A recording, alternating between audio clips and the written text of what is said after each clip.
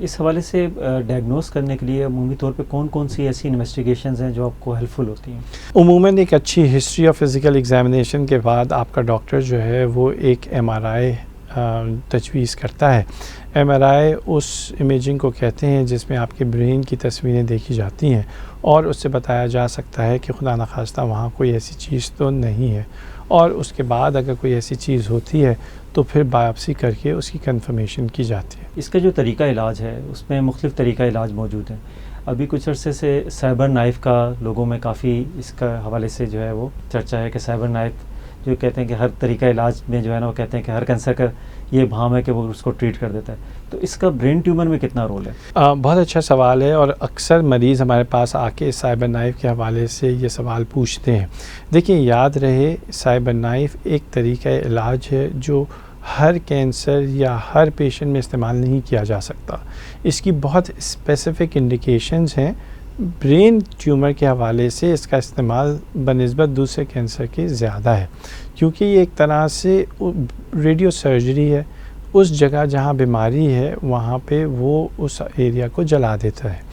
تو سرجری پھر بھی کچھ کنڈیشنز میں پریفرڈ ہے، کیونکہ آپ کی ڈائگنوسس ہوتی ہے، آپ کو ٹیومر کا مواد ملتا ہے جس کی ٹیسٹنگ ہم کر کے اب اس وقت برین ٹیومر کی جو تشخیص ہوتی ہے وہ ہسٹوپیتھولوجیکل بھی نہیں ہے، یعنی مائکروسکوپ خودبین کے نیچے رکھ کے دیکھنے والا نہیں ہے، بلکہ مالیکولر لیول پہ آ گئی ہے. مالیکولر لیول سے مراد یعنی جین میں ایسی کون سی تبدیلیاں ہیں اور وہ کون سی دوا استعمال کی جا سکتی ہے جس سے آپ کا پروگنوسس بہتر ہوگا. تو اس لیے سرجری کو تھوڑی فوقیت ہے. اس کے علاوہ شعاؤں میں کیا ایک قسم سائبر نائف بھی ہے یا گاما نائف ہے، اور تیسری چیز ادویات جن کو ہم عموماً کیموتھراپی کہتے ہیں.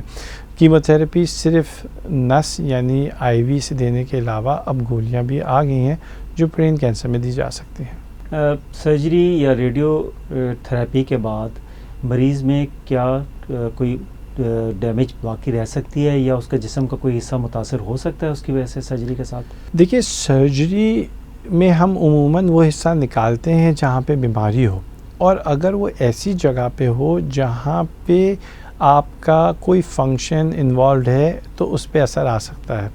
اب تو اویک کرینیوٹمی ہو رہی ہوتی ہیں جس میں پیشنٹ جاگ رہا ہوتا ہے، اور جب سرجن اس حصے کو نکال رہا ہوتا ہے تو پھر وہ ان ایریا کو چھوڑ دیتا ہے جہاں سے پیشنٹ کو کوئی کمزوری ہو سکتی ہے. یعنی اب ہم 21ویں صدی میں آ گئے ہیں جہاں پہ ہمارا علاج جو ہے وہ اور زیادہ ایڈوانس ہو چکا ہے. بلائنڈ سرجریز نہیں ہو رہی ہوتی، بہت ہی اعلیٰ درجے کی ٹیکنیکس استعمال ہو رہی ہوتی ہیں جس سے آپ کو ریزیڈول ویکنس یعنی ریزیڈول کوئی کمزوری یا علاج کی وجہ سے جو ویکنسز ہو سکتی ہیں ان کو ہم منیمائز کر سکتے ہیں، یعنی کم کر سکتے ہیں. جیسے کہ آپ نے بتایا ڈاکٹر صاحب کہ یہ سر درد کے ساتھ اور چکر آنے کے ساتھ اور مختلف طریقے سے مریض جو ہے وہ آ سکتا ہے، تو اس میں کوئی ایج گروپ ہے، ہائی رسک گروپ ہے جس کی اسکریننگ کی جاتی ہے، یا اور اگر ہے تو اسکریننگ کا میتھڈ کیا اسکرین کیا جاتا ہے؟ سو برین کینسر وہ کینسر ہے جس میں انفارچونیٹلی اسکریننگ کی ریکمنڈیشن نہیں ہے. بہت ہی ریئرلی وہ لوگ جن میں موروثی بیماری ہو، لفرمینی سنڈروم ہو، اس میں سالانہ ایم آر آئی اسکریننگ کرنے کی تجویز کی گئی ہے، لیکن اس کے علاوہ ایک عام شخص کے لیے اسکریننگ کی ریکمنڈیشن نہیں ہے. عموماً ایم آر آئی کر کے دیکھا جا سکتا ہے ان لوگوں میں جن میں رسک زیادہ ہو. برین کینسر بچوں میں، جیسے کہ میں نے شروع میں کہا تھا کہ اس کی جو انسیڈنس ہے وہ زیادہ ہے، لیکن ان میں بھی ہم ایز سچ نہیں کرتے ایکسیپٹ ان لوگوں میں جن میں کوئی موروثی رسک ہو، فیملیل ڈیزیز ہو، اس میں ہم کرتے ہیں. جو اڈلٹس کی بات اگر ہم کریں تو عموماً یہ کسی بھی ایج میں ہو سکتا ہے، لیکن بڑھتی ہوئی عمر ایک رسک فیکٹر ہے. تو یعنی ینگ ایج اور اولڈر گروپ میں یہ زیادہ کامن ہے، اور ایسی صورت میں اسکریننگ کی as such recommendation for every person نہیں ہے.